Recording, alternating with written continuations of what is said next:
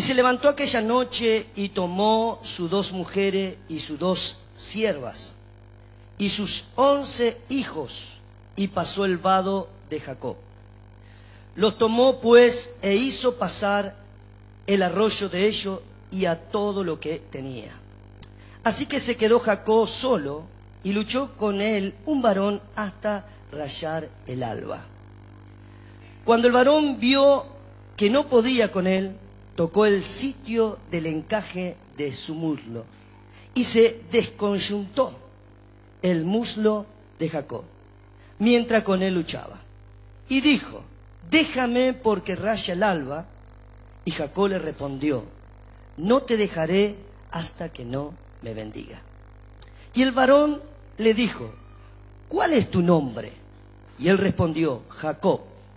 Y el varón le dijo: no se dirá más tu nombre Jacob, sino Israel, porque ha luchado con Dios y no con los hombres, y has vencido. Entonces Jacob le preguntó y le dijo: declárame ahora tu nombre.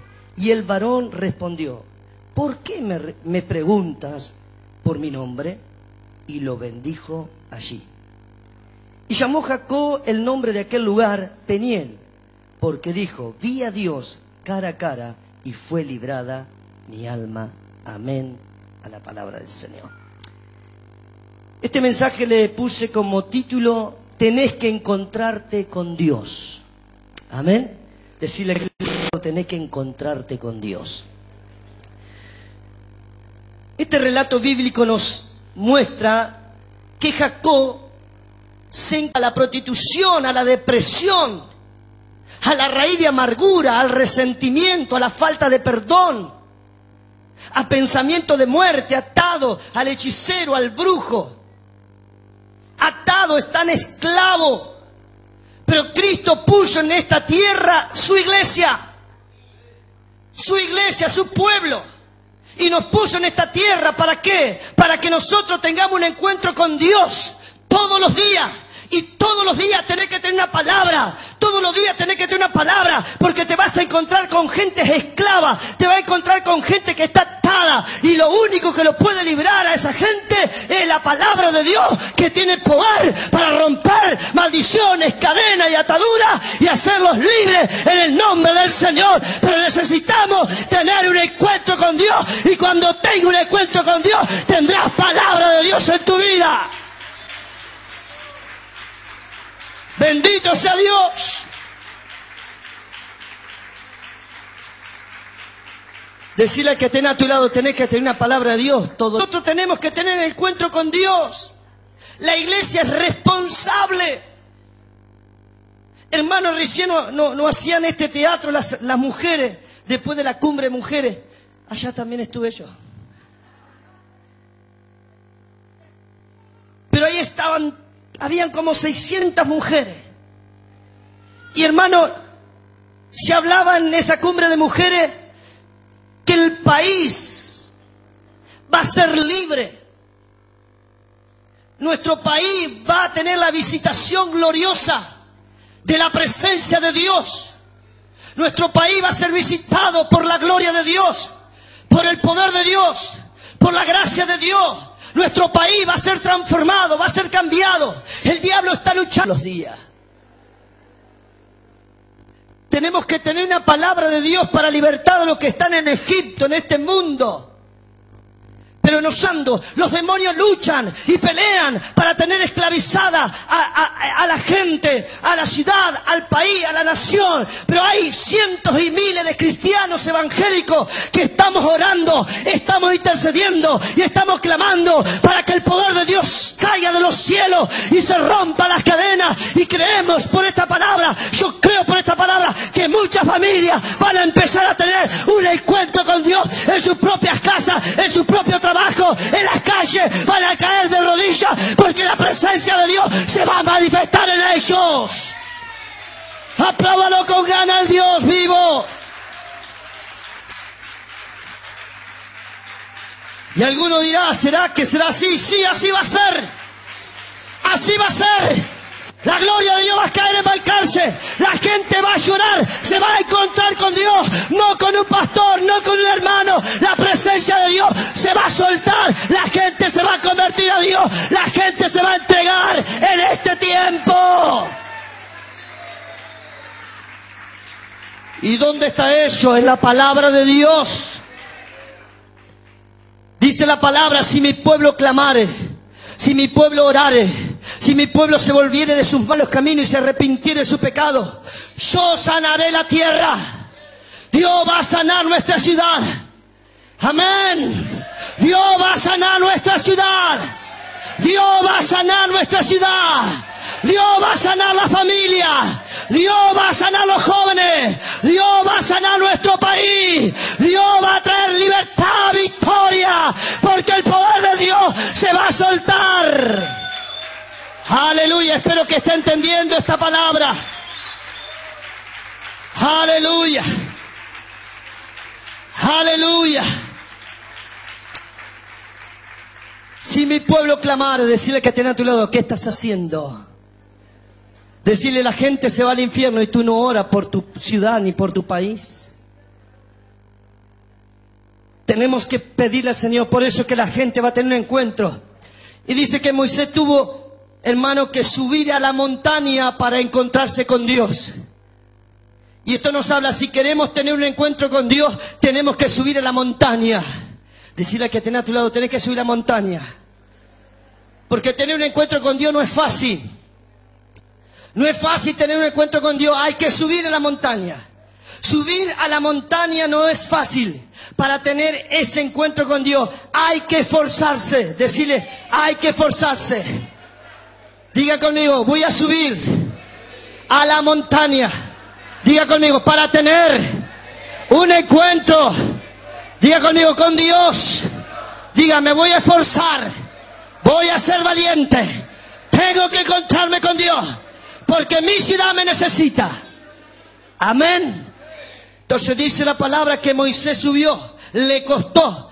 Tenía que subir a montaña. Seguramente se cayó, se golpeó, se habrá lastimado. Subir la montaña no es fácil, demanda esfuerzo. Encontrarnos con Dios demanda esfuerzo, demanda de orar, demanda de buscar, demanda de venir a la presencia de Dios, demanda de buscar el reino de Dios. Tenemos que esforzarnos, hermano. No se logra nada sin esfuerzo. Sentado en nuestra casa no se logra nada. Sin orar no se logra nada. Sin clamar no se logra nada. Sin predicar no se logra. Necesitamos esforzarnos y ser valientes, porque Jehová tu Dios estará contigo todos los días de tu vida para darte fortaleza. Apláudalo. Aleluya.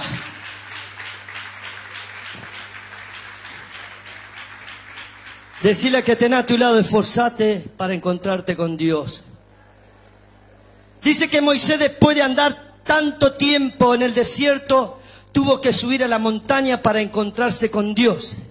A veces pasamos nosotros en la vida nuestros propios desiertos y necesitamos encontrarnos con Dios. Quizás tú estás pasando tu propio desierto. Estás viviendo tu propio desierto. Y si yo te preguntaría: ¿te gustaría vivir en tu desierto? ¿Te gustaría quedarte en el desierto? Un desierto nos habla de soledad. El desierto nos habla de sufrimiento. El desierto nos habla de depresión, de angustia, de tristeza. Nos habla de peligro.